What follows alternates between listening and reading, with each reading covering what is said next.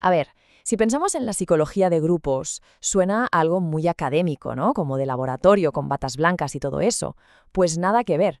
La historia de su origen es de hecho súper dramática. Nació literalmente del caos, en medio de una crisis económica brutal, con el fascismo en pleno auge y a las puertas de una guerra mundial. Así que vamos a sumergirnos en cómo una catástrofe global acabó creando una ciencia totalmente nueva, una ciencia que habla de nosotros. Es una frase que te deja helado, ¿verdad? O sea, ¿cómo es posible que Hitler, una de las figuras más destructivas que ha existido, sea la persona con más impacto en una disciplina científica? Suena a locura. Pues para entender esta paradoja, esta aparente contradicción, tenemos que hacer un viaje en el tiempo. Un viaje a un mundo que, literalmente, se estaba cayendo a pedazos. Y lo primero es poner las cosas en contexto. Porque claro, esta ciencia no apareció de la nada, no surgió en un vacío. Nació como una respuesta casi desesperada, diría yo, a una sociedad que estaba contra las cuerdas, que había llegado a su punto límite. Vamos a imaginarnos la escena. Es que fue la tormenta perfecta. Primero, los años 20. Una industrialización a toda máquina, que arranca a la gente de sus pueblos, la lleva a las ciudades, y eso, claro, crea un montón de tensiones sociales nuevas. Luego zas, el crack del 29, que arrasa con la economía mundial. Y por si fuera poco, para rematar la faena, Hitler llega al poder en Alemania. O sea, tenemos tres crisis gigantescas, una encima de la otra, alimentándose unas a otras. Hasta ese momento, la idea que lo dominaba todo, sobre todo en Estados Unidos, era el individualismo a ultranza. La competición era el motor de todo, la clave del progreso. Pero claro, llega la realidad y te da una bofetada. ¿Qué puede hacer una sola persona, por muy competitiva que sea, contra un paro masivo que deja a millones en la calle? ¿O contra el auge de un régimen totalitario? Pues la respuesta es nada. Absolutamente nada. Y de repente, de un día para otro, quedó clarísimo que la iniciativa individual, por sí sola, no era suficiente. Para salir de aquello, la sociedad necesitaba, urgentemente, entender cómo funciona la cooperación. Y claro, ese fracaso tan estrepitoso del individualismo provocó un giro de 180 grados. La ciencia, que tradicionalmente se había enfocado en la persona, en el individuo, de repente giró su foco y se puso a mirar algo completamente nuevo: el grupo. A ver, hasta entonces esto de la mente de grupo sonaba a algo, pues eso, casi místico, ¿no? Como una especie de alma colectiva sin ninguna base científica seria. Pero en los años 30 todo cambió. Fue un auténtico terremoto intelectual. El concepto de grupo se despojó de todo ese misticismo y por primerísima vez se convirtió en un objeto de estudio. Algo que se podía medir, que se podía cuantificar, algo que se podía analizar con el rigor de la ciencia. Y aquí es donde, como se suele decir, se alinearon los planetas. Por un lado tenías a una sociedad desesperada buscando respuestas a problemas enormes y con una fe casi ciega en que la ciencia social, podía encontrarlas. Por otro lado, estaban surgiendo nuevas herramientas, nuevas metodologías para medir lo social. Y luego, el factor que lo cambió todo. El factor decisivo, la persecución nazi en Europa, que provocó un éxodo masivo de algunas de las mentes más brillantes del continente hacia Estados Unidos. Y claro, de esa ola de talento que llegó de Europa, surgieron figuras que serían absolutamente clave. Dos de ellos, Jacob Moreno y Kurt Lewin, se convirtieron en los grandes pioneros, los que se atrevieron a explorar esa nueva frontera del comportamiento humano.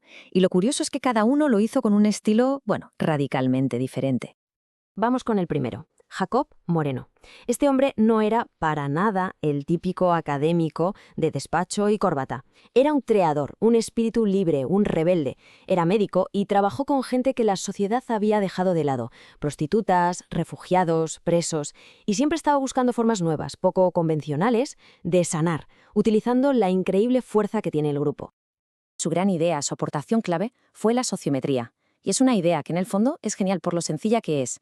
Dijo: ¿y si pudiéramos hacer un mapa de todas esas relaciones invisibles que hay dentro de un grupo? La sociometría era justo eso, un método para medir y sobre todo para visualizar quién se siente atraído por quién rechaza a quién. De repente hizo visible toda esa estructura social que siempre había estado oculta a nuestros ojos. Esta frase que le soltó a Freud es que lo define a la perfección.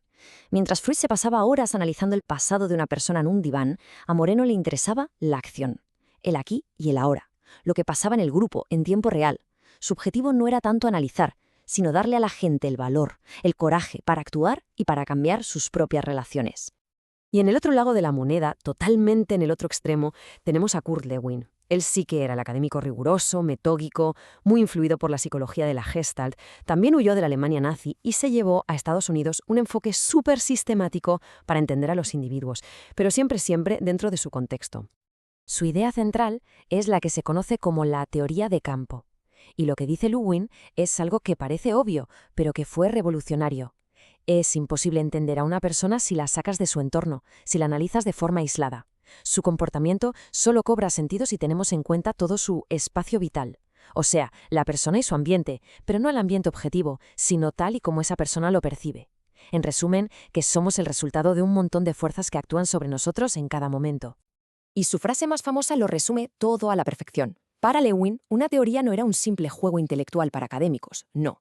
Una buena teoría era, sobre todo, una herramienta práctica. Él creía en crear modelos teóricos súper rigurosos, pero para resolver problemas del mundo real. Problemas como, por ejemplo, cómo aumentar la productividad en una fábrica o, fíjate qué actual, cómo cambiar los hábitos de alimentación de toda una nación en tiempos de guerra.